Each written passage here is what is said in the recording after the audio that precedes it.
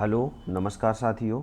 देखिए, जैसा कि आपने थंबनेल में देख ही लिया होगा कि कल मीटिंग के बारे में क्या हुआ, और आज मैंने कल आपको एक वीडियो बना करके बताया था कि भाई जो आपने देखा होगा लिंक एक्टिव हो चुके हैं। जितने भी आपके जो गाड़ी लगेगी, जो एग्जामिनर होंगे, उनकी सभी की गाड़ी लग चुकी है।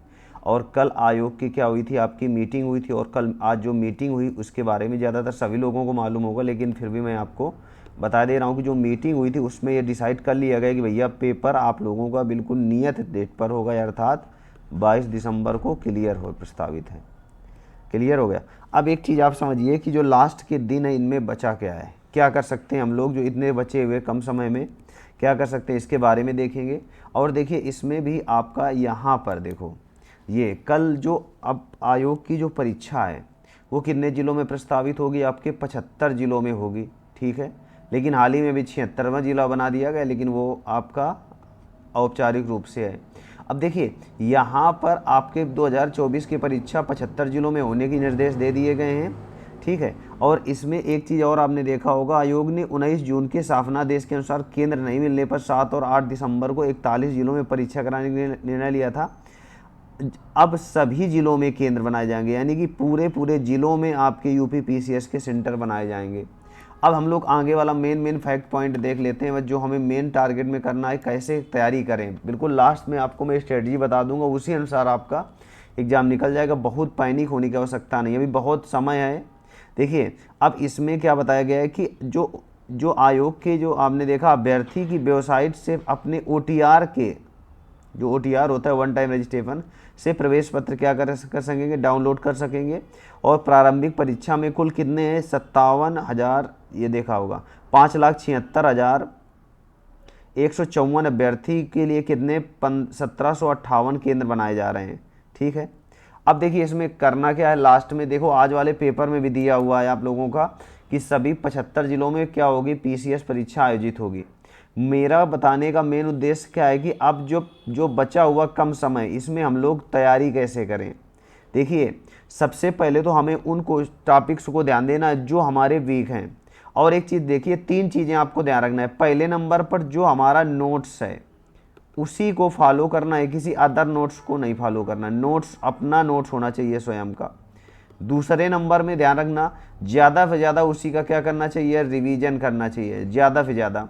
और तीसरे नंबर में एक चीज़ ध्यान रखना, बिल्कुल आपको पैनिक नहीं होता लास्ट तक। बिल्कुल जैसे आप अभी पढ़ रहे हैं, बिल्कुल आप जैसे अभी पढ़ रहे हैं वैसे ही आपको पढ़ करके चले जाना है बस। कोई एग्ज़ाम का पैनिक होने नहीं चाहिए कि भैया एग्ज़ाम है वो आपका फिर डिस्टर्बेंस हो जाता है। अब देखिए इसमें करना क्या है, सबसे पहले तो आपको छोटे छोटे सब्जेक्ट उठाने हैं, जैसे EVS हो गया, इन्वायरमेंट हो गया। अब इन्वायरमेंट में आपने देखा होगा यूरेज 7 से 8 क्वेश्चन आते हैं।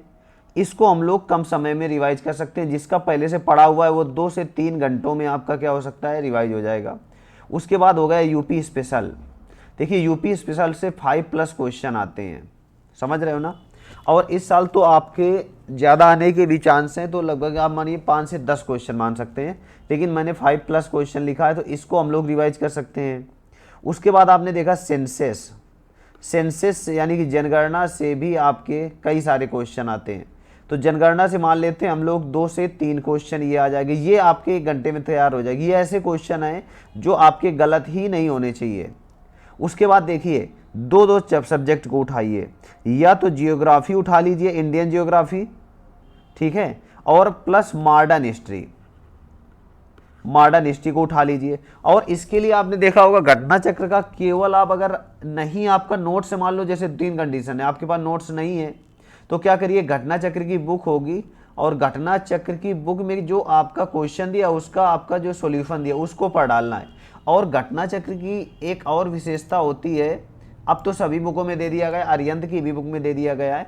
घटना चक्र की बुक में जैसे क्वेश्चन दिया हुआ है तो आप पहले इंडेक्स में देखिए जा करके, वहां पर टॉपिक्स के नाम लिखे, छोटे छोटे टॉपिक्स, एक एक पेज के, उनको क्या कर लीजिए, आप डिफाइन कर लीजिए कि आज हमें इतने टॉपिक खत्म करने हैं, और उतने टॉपिक आपके खत्म हो जाएंगे। ये मानिए आयोग या PCS जितने भी है ना, वही क्वेश्चन घुमा फिरा करके क्वेश्चन पूछता रहता है। ठीक है। पॉलिटी सबसे छोटा सब्जेक्ट है, जल्दी से रिवाइज हो जाएगा।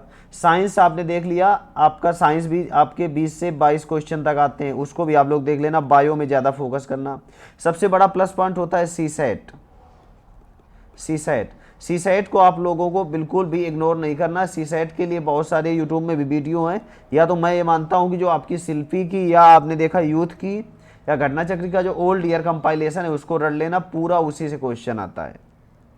ठीक है, तो आज के लिए इतना ही रखते हैं। Thank you. मुझे लग रहा है कि आप अगर ऐसा फॉलो करेंगे तो बहुत जल्दी एग्जाम निकल जाएगा। बिल्कुल पैनिक नहीं होना है।